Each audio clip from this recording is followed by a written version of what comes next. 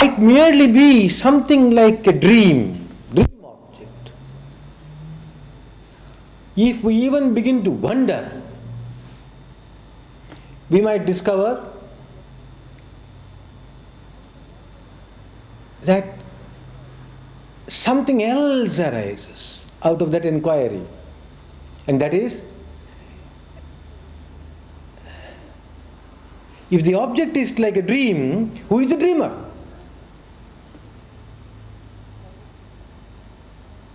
Me.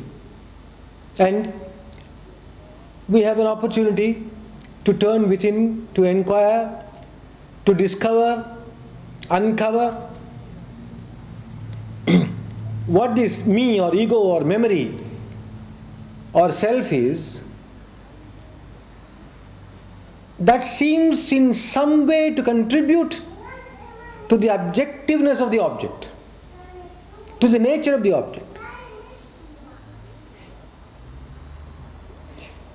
If we don't do that, then we are caught up in the objective universe itself.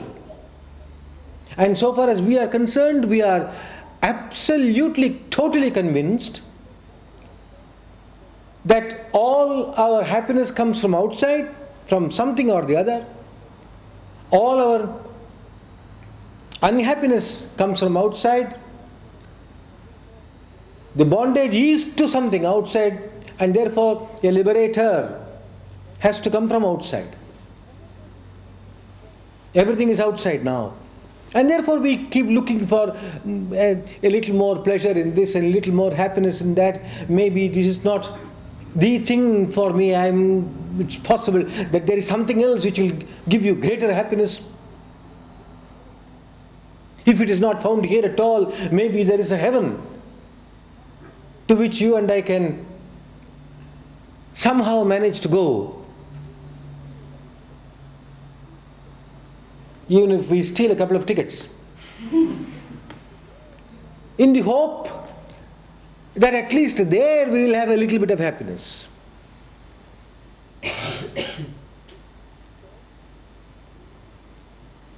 This search in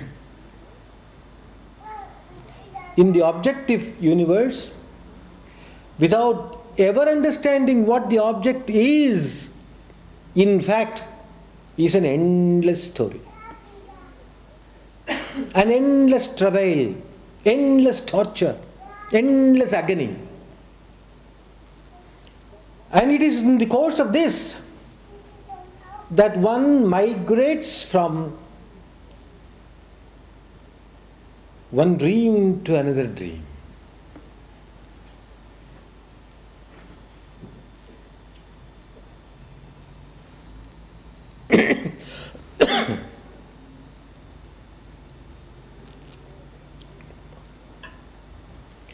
You may or may not believe in the doctrine of reincarnation and so on. It's not so important.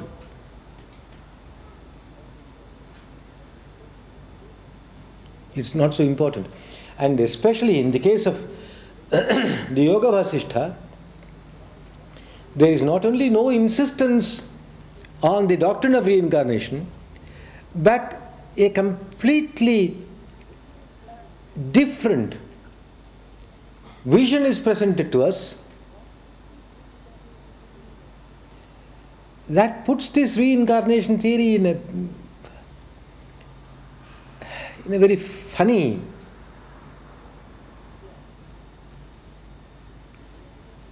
slot.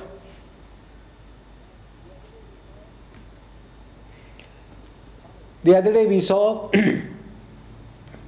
how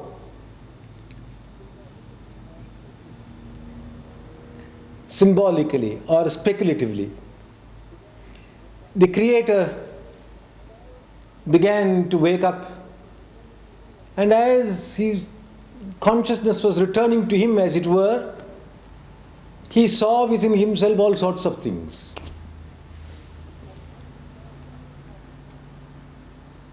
And how he saw one of the suns, S-U-N-S,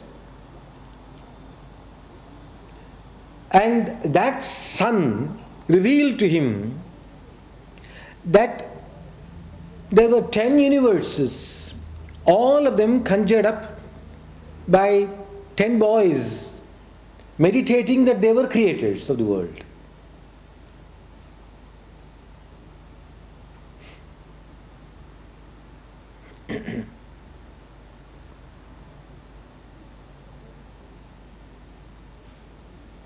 If so, what is creation?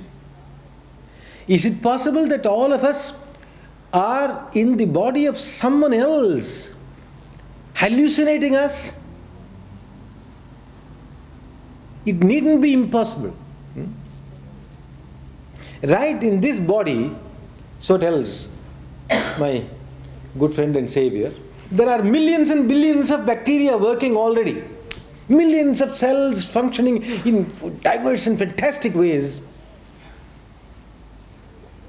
that it is unimaginable what goes on in this single body. Apart from those tiny cells that function, there are also other bacteria that function. Intestinal worms, long worms also crawling around. Sometimes you think you are eating food for yourself, maybe you are eating for them.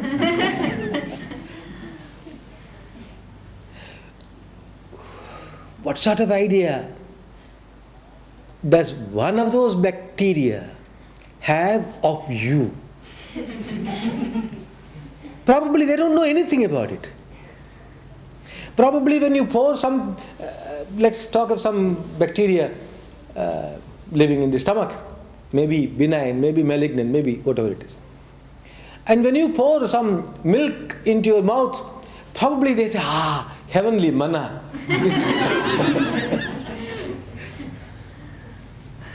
Possible? So is it possible similarly that we are all tiny little cells in the body of something else which is dreaming this dream, hallucinating all this?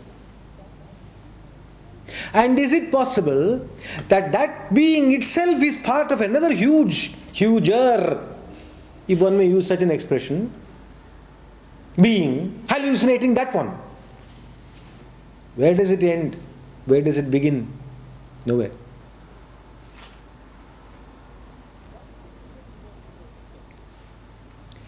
Why is it so important to understand this? For a very simple reason. A very clear and direct realization of this, not merely intellectual conceptualization, instantly enables us to realize two things at the same time. One, that at a certain level we are totally impotent. At another level, we are creating our own troubles.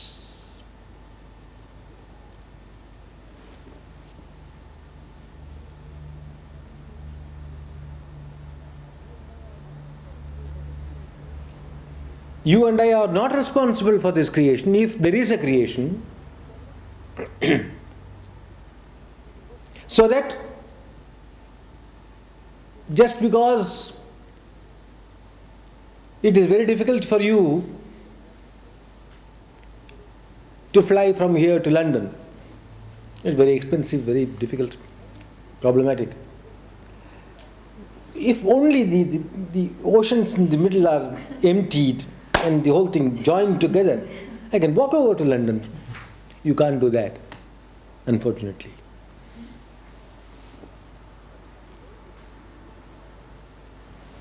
That is somebody else's dream. But you can do something else.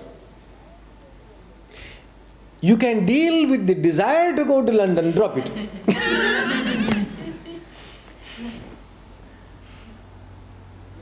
You can do that. Let London remain there, Perth remains here.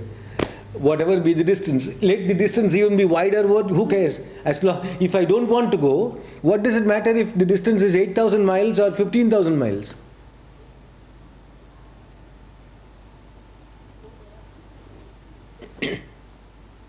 So there are two things in this creation, says Vasistha. One is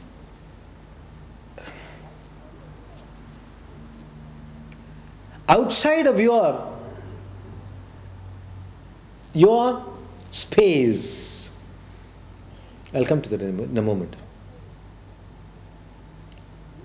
It's outside of your space. And the other is within you. The first was created. Why not?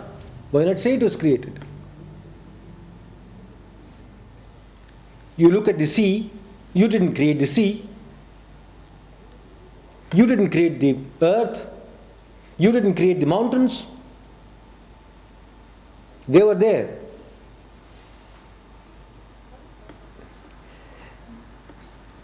Some sort of an intellectual hang-up demands within us a creator for all these things, on the analogy of a house. A house didn't come into being by itself. I created it. You built it, brick by brick. And even so, you think there must have been some other creator for this thing called the universe. If you want to believe it, there is no harm. Says Vasistha again. If you want to believe in this sort of thing, there is no harm. But he gives another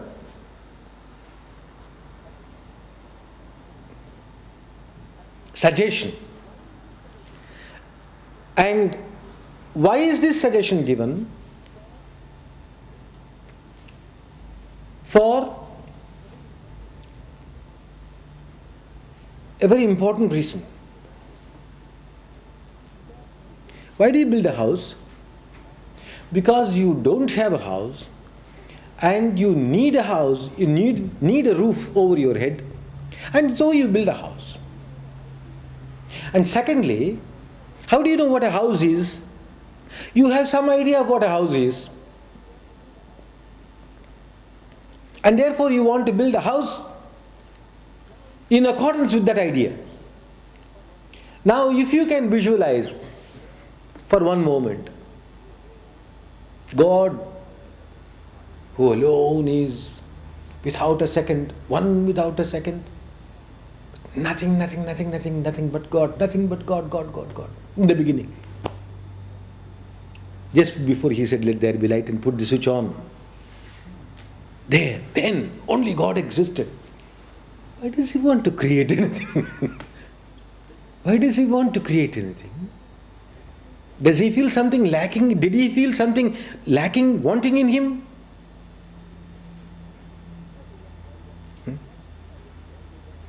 Like a young girl wanting to get married, or a young boy wanting to get married. I am not complete in myself. I don't know how to cook my own food. I would like to have somebody who can cook my food and look after me. Did God also suffer from that sort of sense of insecurity or sense of want, need for fulfillment? And therefore he created the whole universe. What for? So, since there was no cause at all, since there was no motivation at all in God, why did he have to create this? Number two, who told him what water should be like, and what a stone should be like, and what a tree should be like, and what a human being should be like, and what an animal should be like? Did he see these things elsewhere? If these two factors did not exist, why did he have to create all this trouble? So, if you want to believe in this, believe. There is no harm. But if you don't want to believe in this, Vasistha supplies another fantastic argument. And this argument is repeated throughout the scripture in various contexts. It is called accidental coincidence. accidental coincidence. And strangely enough, modern science is coming very close to this. Why do a couple of atoms come together, collide, or create a molecule? Why? There's no why. It just happened.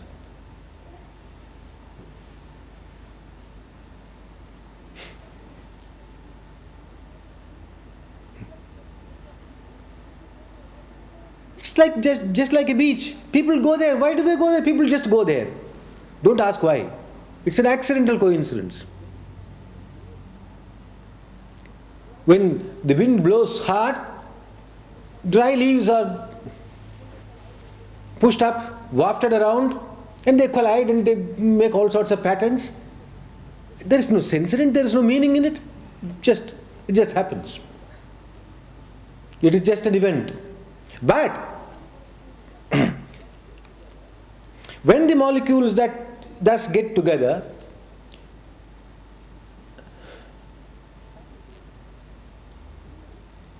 suddenly you give a name to that object, to that thing.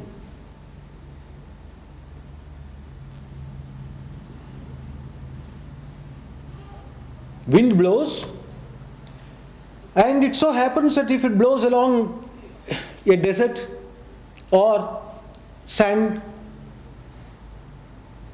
it piles up sand in a certain part of, and you look at it and give it a name, sand dunes.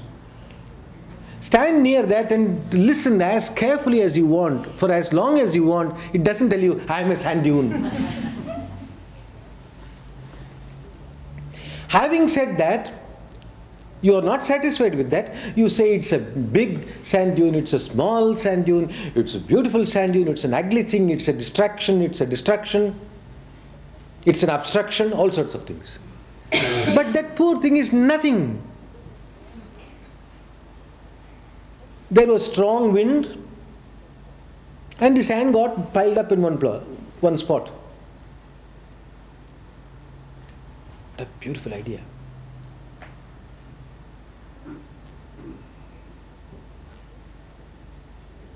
What a beautiful idea. If only we could live that way, without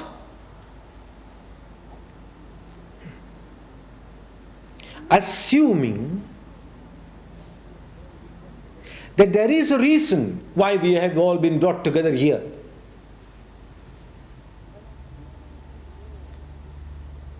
And assuming to know the reason why. That is, we tend to play God all the time. I know why we have been brought together here. Incidentally, it's one of my weaknesses and failings. When somebody, astrologer or clairvoyant or whatever it is, says, Swami, I can see that you are going to do this, I want to falsify it as immediately as possible. Go against it. Straight in the opposite direction.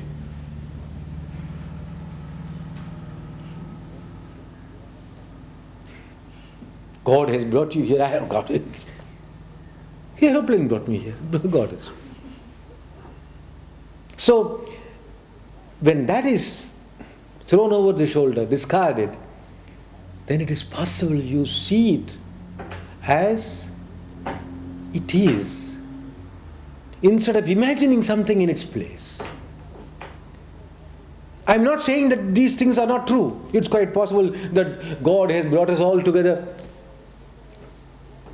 When you have such an idea, then you say, all right, God has brought us all together so that I may serve you. That is merely a sort of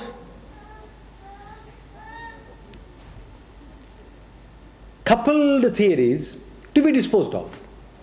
Instead of throwing one theory away, you couple it with something else and then throw both these things out. God has brought us all together.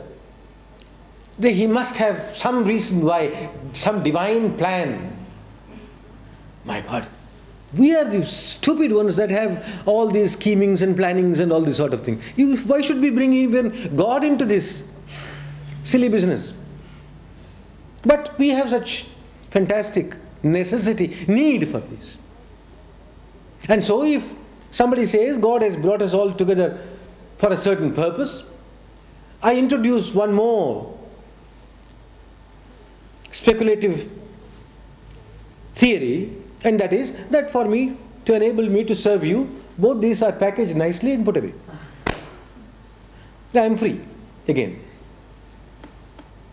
But instead, can we awaken ourselves to this idea that I don't know, I really don't know. I really don't know who you are, because you are not my creation.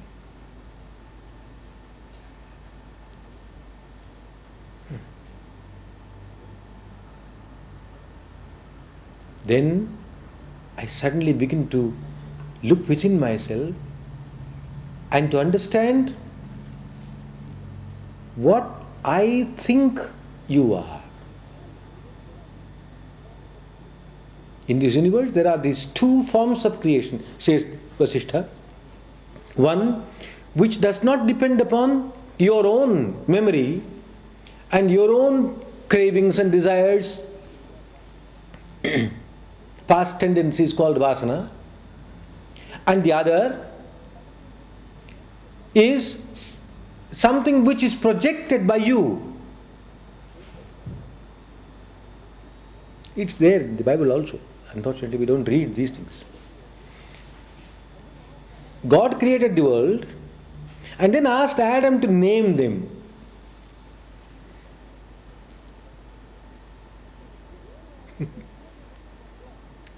The world that was created was God's. It was not Adam's. But by naming them, his own mind, as it were, has entered into each one and modified them.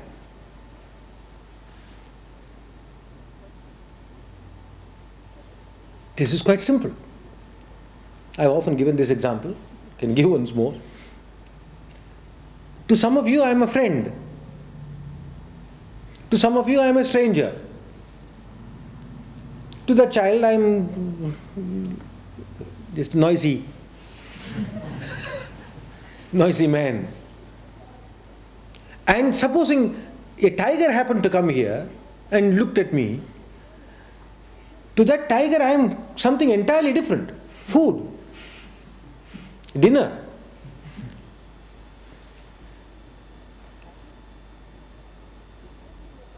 And depending upon the tag that you hang around my neck, your attitude towards me changes. This is the danger. Otherwise we don't care. If she is considered a girl by everybody in this world, then there will be no problem.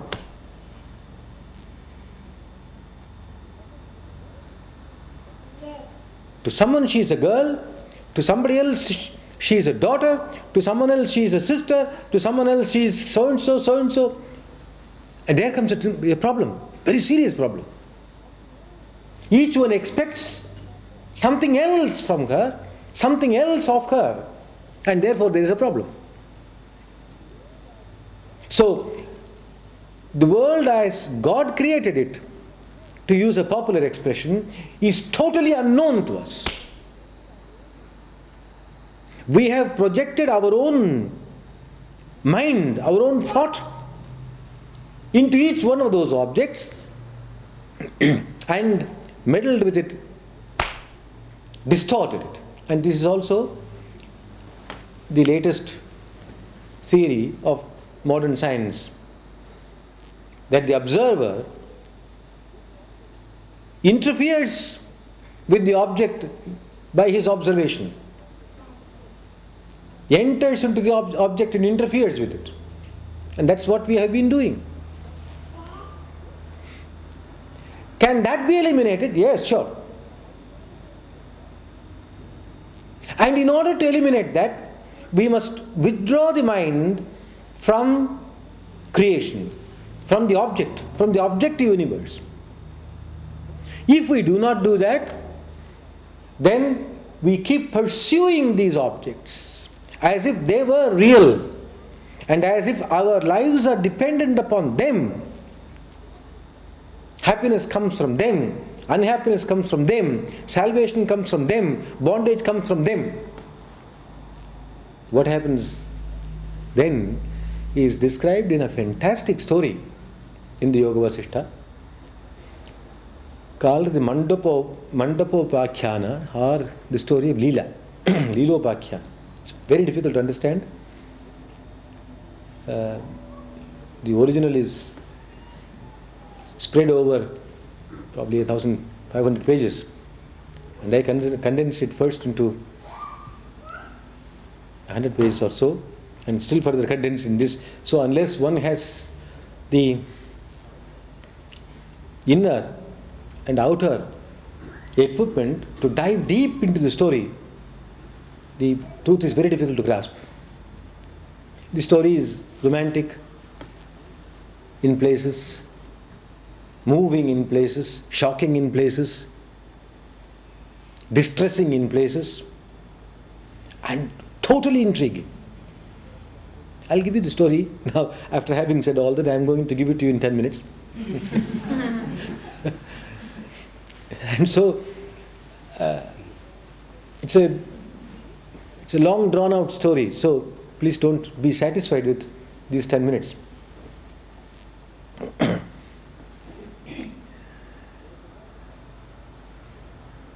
There is a royal couple,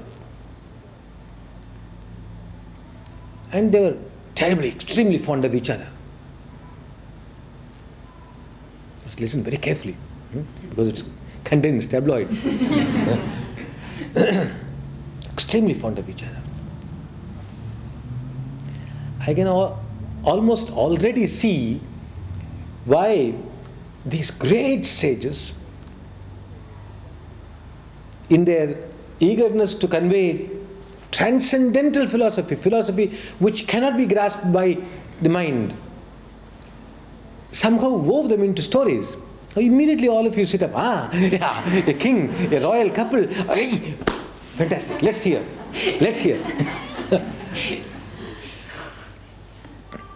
That's the newspaper habit. And they lived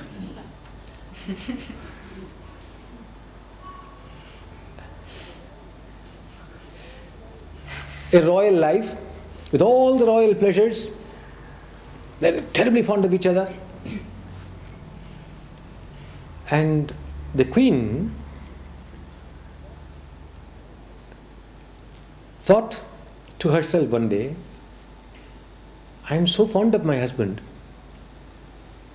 Without him I cannot live. And yet, common sense tells me that one of these days we will be parted. Either he goes or I goes. Something will happen. And since he is a few years older than I am, and as modern science says, women live longer than men. So both these things put together, he is bound to go sooner than I do. But I don't want to be separated from him.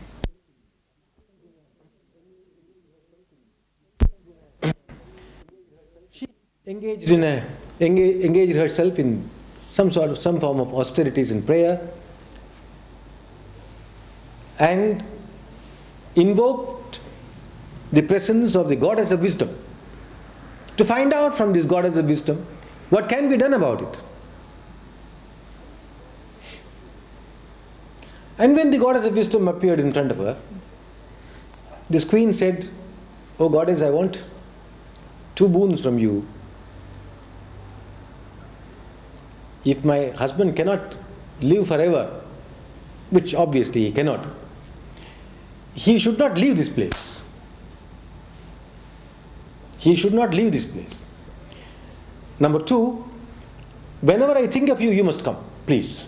Only these 2 boons." And they were granted. Some time later, the husband died. Now, this queen immediately thought of Saraswati, the goddess of wisdom, and questioned, where has he gone? I told you he should not leave this place. And Saraswati said, he has not left the place, my dear. He is here. You can't see him. That's a different story. He is here, but though you can't see him.